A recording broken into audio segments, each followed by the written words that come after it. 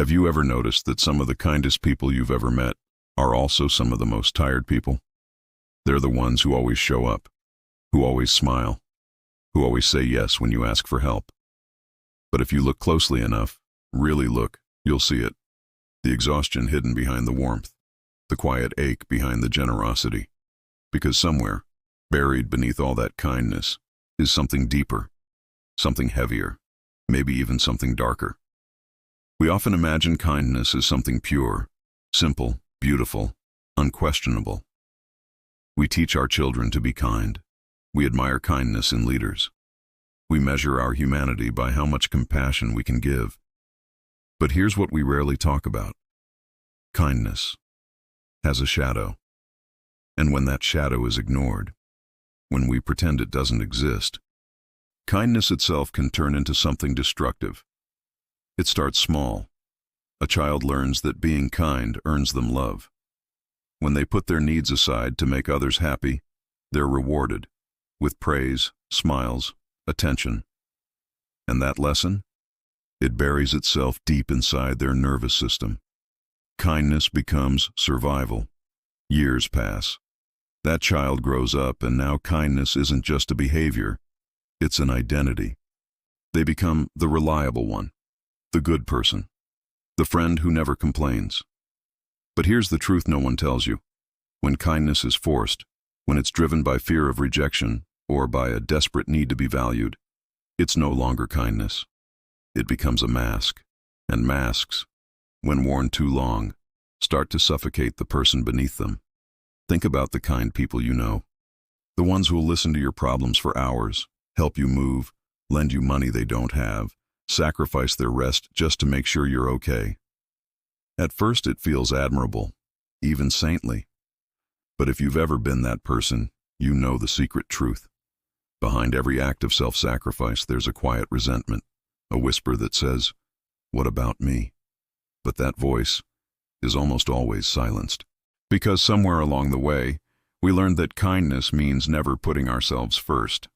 We learned that good people don't say no. Psychologists have a name for this. It's called compassion fatigue. It's what happens when someone gives so much of their empathy, so much of their care, that they eventually run dry. Doctors feel it, teachers feel it, parents feel it. But it's not just professionals. It's anyone who identifies as a kind soul. Studies show that people who constantly prioritize others over themselves report higher levels of anxiety, depression, and even physical health issues. Because kindness, when unchecked, turns into self-erasure. And that's the dark side. Kindness without boundaries is not kindness at all. It's self-destruction disguised as virtue.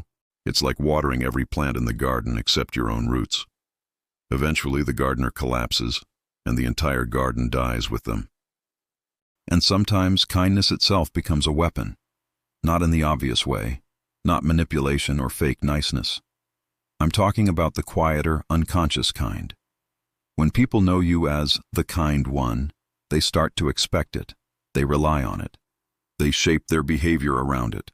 And without realizing it, your kindness teaches them that your needs are optional, that your feelings are negotiable. Over time, they stop asking what you want, because they assume you'll always adjust. The kind person ends up training the world to overlook them, and that creates a paradox. The kinder you are, the more invisible you become. But invisibility is not peace. It's loneliness dressed up in politeness. Now don't misunderstand. Kindness isn't bad. Genuine kindness, the kind that flows from abundance, is one of the most powerful forces on earth. But there's a difference between kindness that flows and kindness that bleeds. One heals, the other corrodes. One comes from love, the other from fear. Science supports this. A study in the Journal of Personality and Social Psychology found that people who struggle to say no, those who always want to appear kind and agreeable, are far more likely to experience burnout. Another study from the University of Berkeley found that altruism increases happiness, but only when it's genuine. When kindness is done out of guilt, obligation, or fear of disappointing others, it actually reduces happiness and increases stress. But we get trapped, don't we? We don't want to disappoint anyone, so we keep saying yes. We don't want to seem selfish, so we keep giving. We don't want to lose love, so we keep sacrificing. And slowly, piece by piece, we lose sight of ourselves. You stop knowing what you want, what you feel, what you need, because your whole identity has been built around serving others. You become a stranger in your own life. And that's where something darker begins to stir. The monster within. Because when you suppress your needs, when you deny your anger, when you bury your truth in the name of kindness, those emotions don't disappear. They collect. They ferment. And one day, they erupt. It might come out as a sharp comment, a sudden breakdown, a wave of resentment so strong it scares you. You start to see glimpses of yourself you never knew existed. And you wonder, how did I become this person? But the answer is simple. You've spent so long pretending that goodness means silence that you forgot. Real kindness requires honesty, because every time you say yes when you mean no, every time you smile when you want to cry, every time you hold back your truth to make others comfortable, you're not being kind. You're abandoning yourself. And self-abandonment always has consequences. So why do we do this? Why do kind people struggle so much to set boundaries? The answer lies in how we were raised. From a young age, many of us are taught that kindness equals worthiness, that being agreeable is safer than being authentic, that love is earned through what we give, not who we are. Children who grow up in homes where affection is conditional, where love depends on obedience or sacrifice, often become adults who confuse people-pleasing with kindness. But true kindness doesn't erase the self. True kindness includes the self. If your kindness is costing you your joy, your peace, your mental health, then it's not kindness anymore. It's self-neglect disguised as virtue. It's about learning how to be kind without disappearing. Because here's the truth. Kindness that excludes yourself isn't kindness. It's performance. And performance always collapses. Real kindness, the kind that lasts, must begin with you. Think about the safety instructions on an airplane. They always say, in an emergency, put on your own oxygen mask first before helping others. At first it feels wrong, doesn't it? It feels selfish, but it's not. Because if you can't breathe, you can't help anyone. The same truth applies to kindness. If you keep giving without refueling, your love turns into exhaustion. Your empathy turns into emptiness, and your light begins to fade. So where do we start? We start with boundaries. Boundaries are not walls. They are bridges, built with honesty. A boundary says, this is what I can give, and this is what I cannot. My love is real, but it cannot exist if I am empty. I care enough to tell you my limits. That's not rejection. That's respect, for yourself and for others. For many kind people, boundaries feel terrifying. They feel like betrayal. Because somewhere deep down, you were taught that love must always come with sacrifice. That saying no means you're ungrateful, selfish, or unkind. But here's the paradox. Boundaries are not the end of kindness. They are the beginning of authentic kindness. Because only when you are honest about your limits can your yes truly mean yes. Psychologists describe boundaries as invisible lines.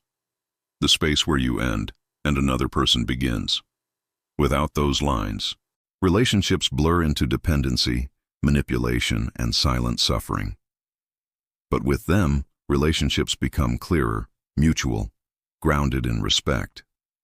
In fact, studies show that people who set healthy boundaries often experience deeper, more fulfilling relationships, because their kindness comes from choice, not compulsion. And here's something powerful. People who honor their own limits are seen as more trustworthy, because when they say yes, you know they mean it. Their kindness is real, it's authentic, and authenticity is magnetic. But let's be honest, setting boundaries isn't easy. It's not just about saying no to others. It's about saying yes to yourself. And that can feel like you're breaking a sacred rule, especially if your entire identity was built around being the nice one. Some people won't like it. Some will push back. They'll say you've changed. They'll call you distant. They'll accuse you of being selfish. And yes, that hurts. But it's also a test. Because relationships built only on your endless giving were never truly balanced in the first place. There's a term in psychology called pathological altruism. It describes what happens when the desire to help actually causes harm, either to the giver or the receiver. Like when someone sacrifices their health to care for others, or when constant rescuing prevents someone from ever learning to stand on their own. Pathological altruism looks like kindness, but it creates guilt, dependency, and exhaustion. It's kindness gone wrong, and it's fueled by something even deeper. The myth of the good person. We're told that good people never cause trouble, that they always help, always say yes, always keep the peace. We praise children for being so good when what we often mean is, they don't make demands. But here's the truth. Real goodness isn't about silence. It's about showing up fully, honest, flawed, human, and still choosing compassion. When kindness comes from authenticity, it liberates. When it comes from fear, it enslaves. So how do you shift from enslaved kindness to liberated kindness? Here are 5 practices, not quick fixes, but lifelong habits. When someone asks something of you, don't answer immediately. Take a breath. Check in with yourself. Ask, do I have the energy for this? Do I want to do this? Is this aligned with my values? Even a few seconds of reflection can save you from automatic people-pleasing. A no doesn't have to be harsh. It can be kind and compassionate. Try saying, I care about you, but I can't take this on right now. Or, I'd love to help, but I don't have the capacity. The world won't collapse when you say no. In fact, the more you honor your truth, the more people will trust your yes. Your value is not measured by how much you give. You are worthy of love even when you rest, even when you do nothing, even when you stop performing kindness to survive. You existed before anyone needed you. You are enough, just as you are. Fill yourself first. Spend time in places that nourish your spirit, friendships that feel reciprocal, creative pursuits that ignite you, moments of stillness that refill your soul. Because when you live from abundance, kindness flows naturally. It's not forced. It's not draining. It becomes a gift, not a transaction. Anger, frustration, sadness. These aren't enemies of kindness. They are teachers. They tell you when your boundaries are being crossed, when your needs are ignored. If you silence them, they become the monster within. But if you listen, they guide you toward balance. For many of us, kindness has become a lifelong mask. The smile that hides exhaustion. The yes that avoids conflict. The generosity that proves worth. But masks are heavy, and the longer you wear them, the harder it becomes to remember what your real face looks like. The real journey isn't to throw away kindness. It's to unmask it, to let kindness come from the real you, the you that can say yes and no with equal honesty, the you that is kind without disappearing. There's an old saying, if you want to know who you truly are, look at how you treat yourself when no one is watching. That's where authentic kindness begins, not in the approval of others, but in the quiet choices you make for your own well-being.